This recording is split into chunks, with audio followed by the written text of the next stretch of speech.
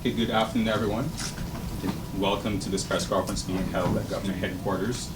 This press conference is being held following the conclusion of the IMF's trip to Barbados. And this afternoon, we have with us Prime Minister of Barbados, the Honorable Mir Motley. Also, we have with us the Honorable Brian Strawn, Minister of Finance, the Governor of the Central Bank, Dr. Kevin Goodrich. We also have with us other members of government, as well as the IMF chief, who is visiting with us, Mr. Pablo Morro. So I'll first turn it over to Mr. Morro to deliver some remarks, and we'll go from there. So once again, thank you so much. Yes. Very good. Good afternoon, everybody.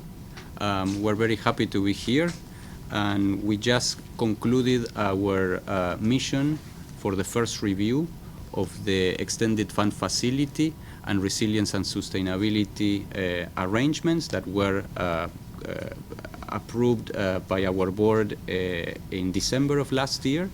And I'm happy to report that after very productive discussions with the authorities, we have reached staff-level agreement to complete the first review of both arrangements.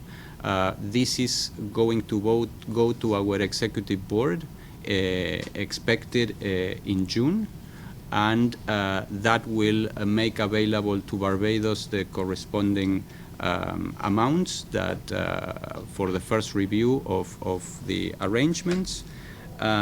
We are happy to see that the economy is recovering strongly after all the series of shocks that it suffered in the past few years. We saw that the economy, that tourism has recovered strongly, that GDP growth has grown for several quarters, and that the outlook for this year remains very strong with a continued expansion of the economy.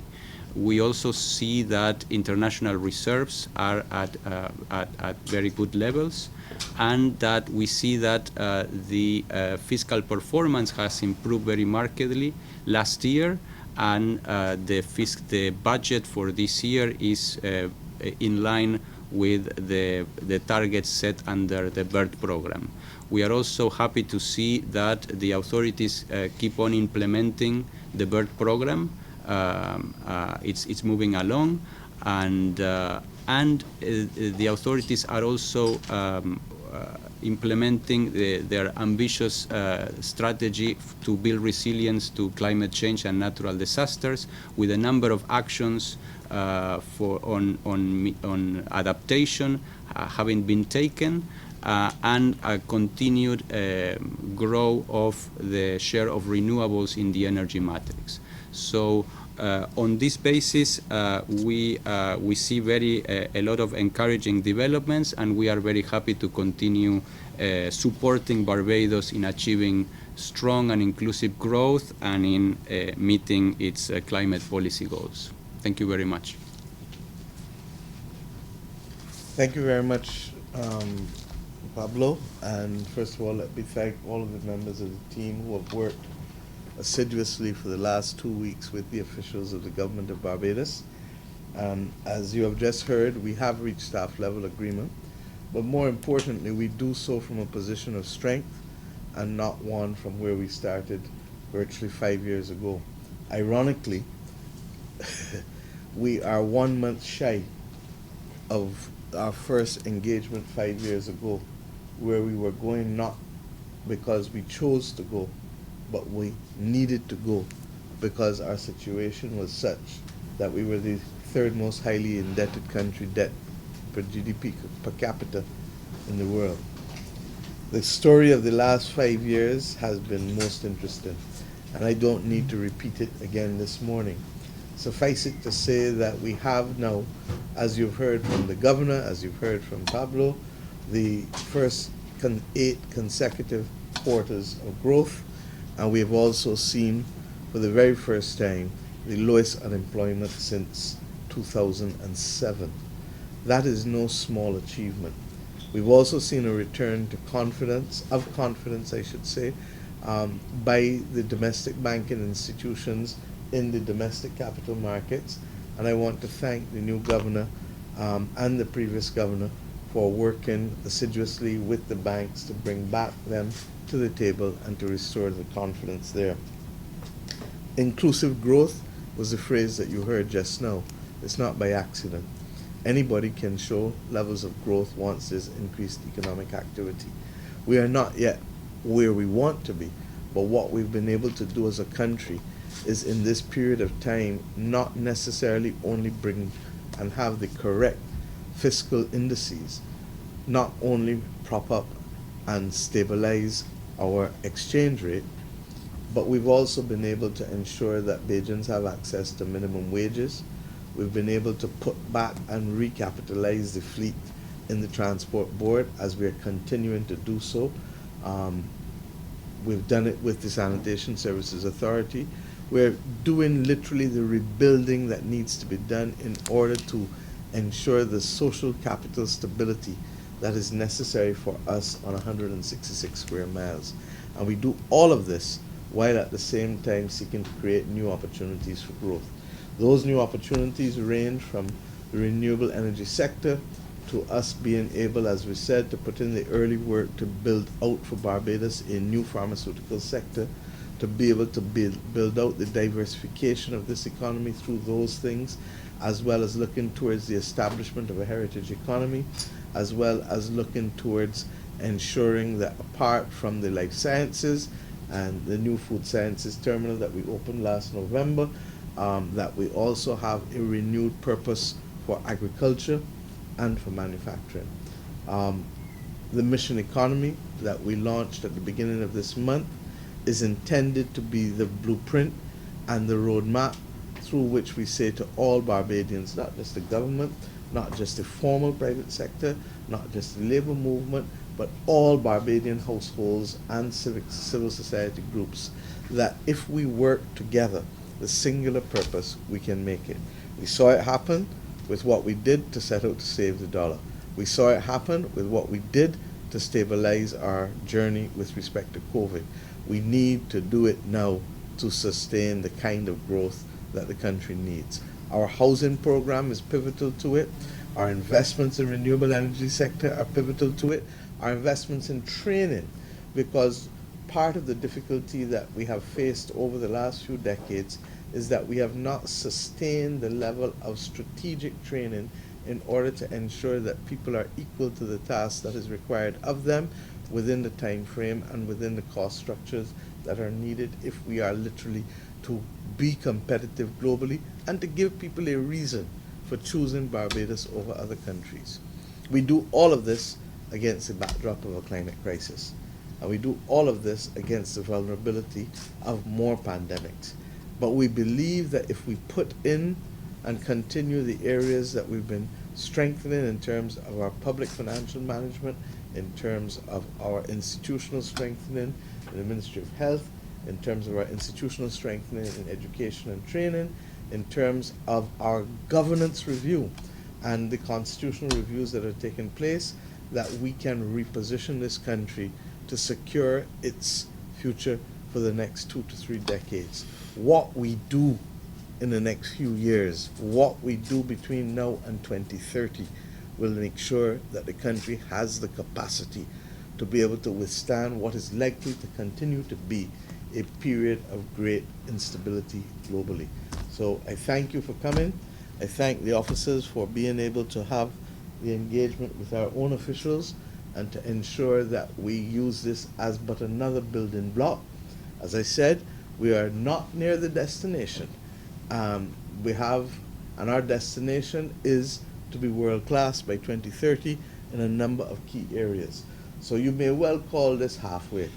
And the halfway, hopefully, will be a little less cumbersome and onerous than the last few years, largely because of our ability to build up the resilience that we have done and having had to go through some of the most terrible challenges since independence. I ask Barbadians, we don't expect all on board, but we expect the majority on board for this journey. And why? Because it is us who benefits, and it is us who will sustain a better future for our people and our children. Will there be some difficulties along the way? Yes, there will be. But we will deal with them and fix them as they confront us. We hope that the price of energy in the interim will continue to be one that will not explode upon us. But as you can already see, our prices are not facing the same level of inflationary pressure as they did a year to 18 months ago. And for that, we are grateful. But I think the country has the confidence, as do all who watch our performance, that even when we have to take actions to protect our people, we know how to bring it back to ensure that we are stable for the medium to long term. So if there are any questions before we wrap up, thank you. Yes, hi, good afternoon, everyone. Colville Manzi, Nation News. If I may touch quickly on the issue of the rising interest rates globally, it's actually affecting Barbados' interest payments as well. Is this likely to All countries? At all countries as Right. well. Is this likely to impact the long-term program itself, given the fact that these payments have risen? And also, the Prime Minister's earlier argument put forward somewhat of a bit of a moral suasion to have some sort of... Is it argument? I didn't know it was argument. Somewhat of a moral suasion to have, I don't know if is it likely to hold water in terms of maybe having some built-in mechanism to shield vulnerable countries like Barbados from an occurrence of this in the long term? I assume that you were trying to ask Pablo, but it's a surreal experience because you're asking him whether my argument going to hold water internationally. So let me help you translate it for him. He wants you to tell him whether the interest rate increases will destabilize countries, and if they do destabilize countries, how best can we adjust to it? Is that correct? Thank you for your question. So, as you mentioned, the rise in interest rates is affecting every country in the world. Now, this rise in interest rates is factored in our financial programming, and our projections show that with the program as it stands, the Barbados can achieve its long-term public debt reduction as envisaged in the program. And let me help you know. Thank you Because so much, because your questions are motivated also by those who have a political axe to grind. And it is important that I address this. When people take things out of context, it can mean anything to everybody and anybody. The reality is that when I spoke in Washington, I was not speaking on behalf of Barbados alone. I was speaking on behalf of those countries, 52 of which are now on debt row. In our instance, we chose to go back to the IMF for this second program for two fundamental reasons. One, that the global economic uncertainty was such that in our view, you needed to have access to the cheapest interest rates for capital and development. And two, that we needed to ensure that in so doing, that we could also access the resilience and sustainability trust, quite frankly, which is critical because it is 20-year money with a 10-year moratorium at very affordable interest rates. Now, if you believe that the cost of interest rates have gone up with the IMF and World Bank and IDB as they have, imagine how much more they've gone up on the open market. And it is for those countries on the open market also that the greatest threat has come. With respect to my comments in DC, it was simply to say, as part of the Bridgetown Initiative and as part of the overall reform that we're asking for, is that even if you have a situation where countries have variable interest rates, that international financial institutions and development banks ought to have a range within which the interest rates will float rather than it being left to the vagaries of the markets. And the reality is that it is an argument that is not only holding water, but gaining acceptability. Because at the end of the day, if you don't have that range, the capacity to throw a country completely out of whack is exactly there. So, and I want us to also go back to why we are facing high inflation. Some countries in the world that told us that you cannot print money and that you should not print money chose, in fact, to do quantitative easing, which is the effective equivalent of printing money. The printing that they did was in the trillions. All of these Inflation Reduction Act, the CHIPS Act, all of this injection of capital into the American economy obviously would have had inflationary impact, especially at a time when labor was becoming more and more restrictive because of the pandemic. And you've heard me this week talk about the absence of numbers within the hospitality industry globally. The consequence of that was to drive inflation. And the consequence of it is for the rest of us globally to face the same challenges. So that we have, as a global community, not to accept things as they are or as they were, but to deconstruct and reconstruct. And that is all we have been trying to do with the Bridgetown Initiative 2.0. But if there are those whose only hope for success is to distort comments and to take them out of context, I can only pray for them rather than preach against them. All right, I have another question again for the IMF delegation and for the Prime Minister. It's a two-part question.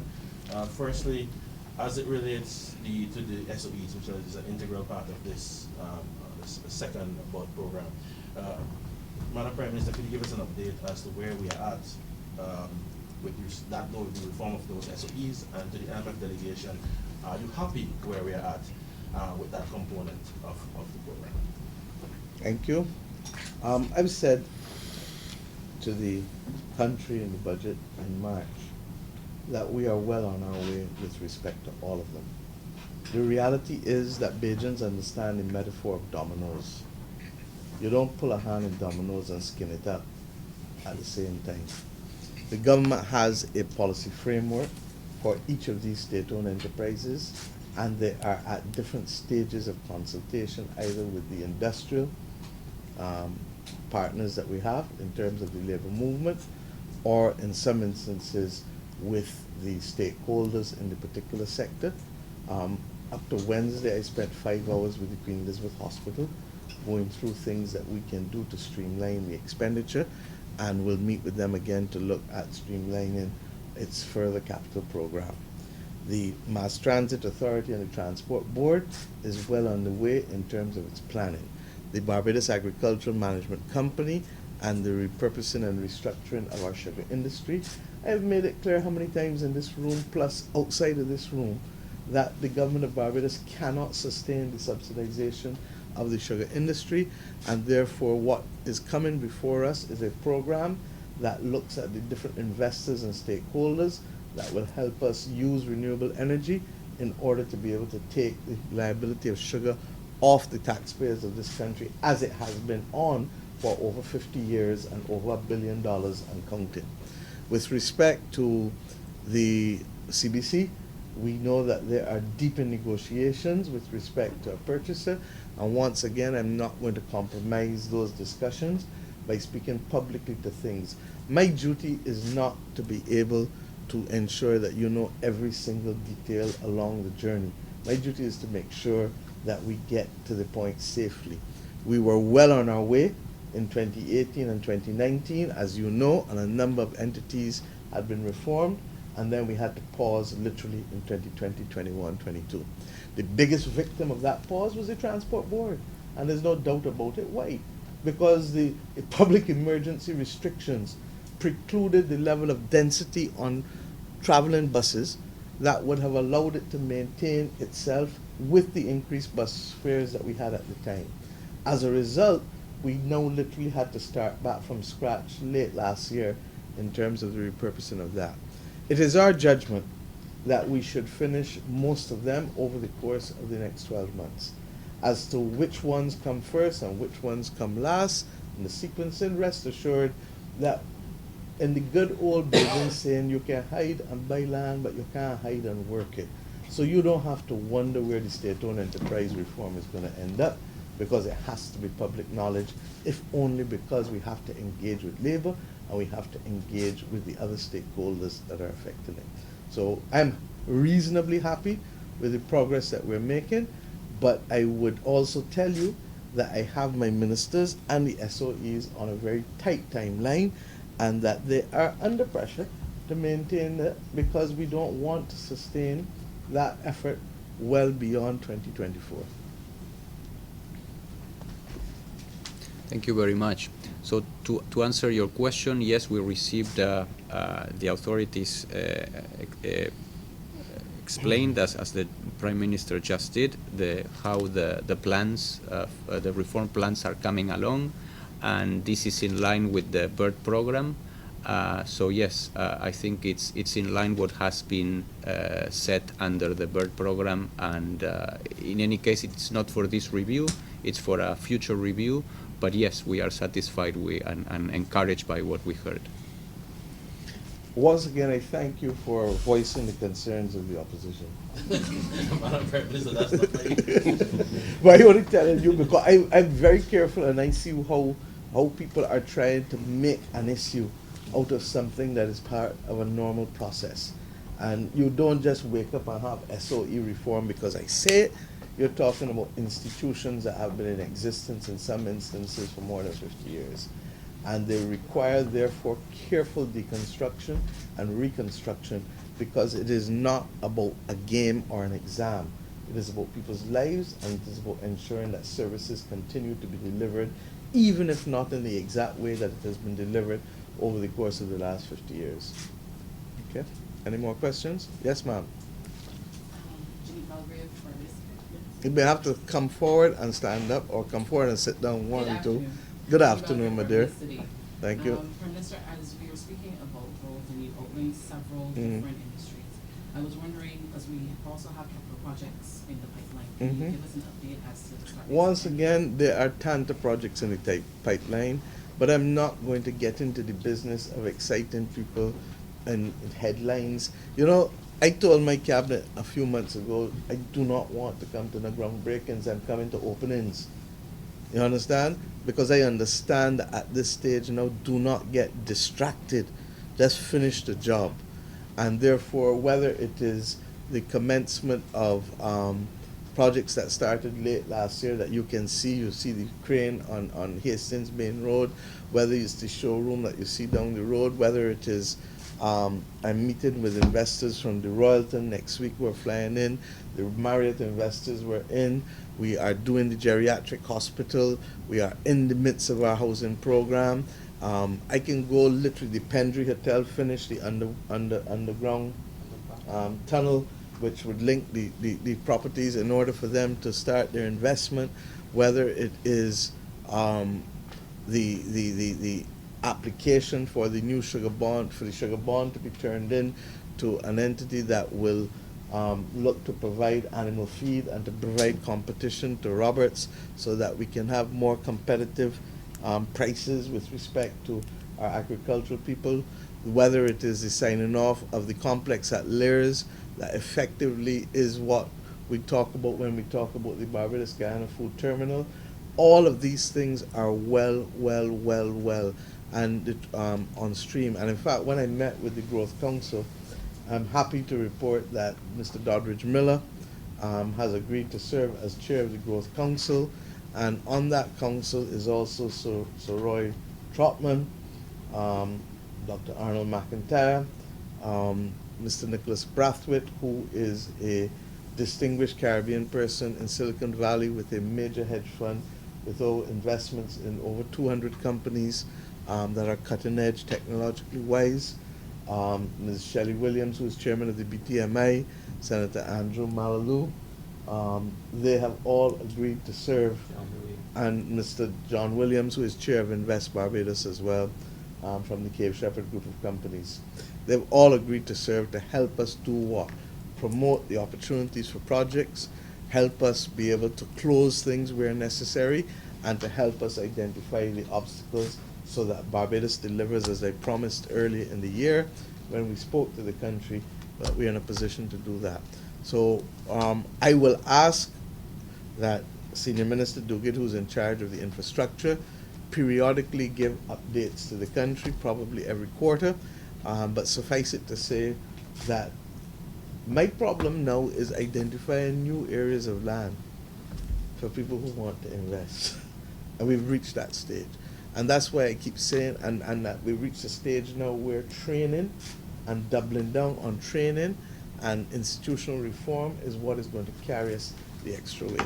And then we have the very difficult conversations as well that have been being led by the Population Commission, because at the end of the day, if you don't have people, where you don't have, where you gonna have? So we, I'm happy to get Senior Minister give you the list of projects that are before the planning department at the different levels that they are. But I don't want my office to be associated with promising. I want to give you proven.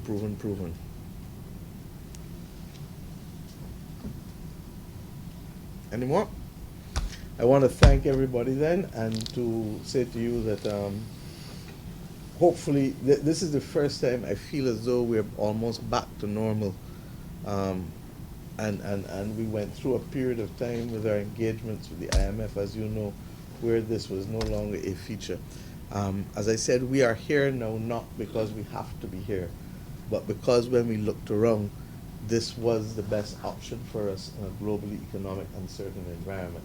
And I'm still convinced that it is, and I want to thank the officials for working with us. The changes and the reforms that we are doing are homegrown, but they are for the benefit of this country. As I said, we inherited a government where for the most part, the country was operating on fumes. And the things that we used to do in the way in which we used to do them could no longer be sustained, particularly in the state-owned enterprises. And I'm happy that we have been able to find partners in development that have allowed us to be able to shape our future differently. So thank you, and everybody have a good weekend. And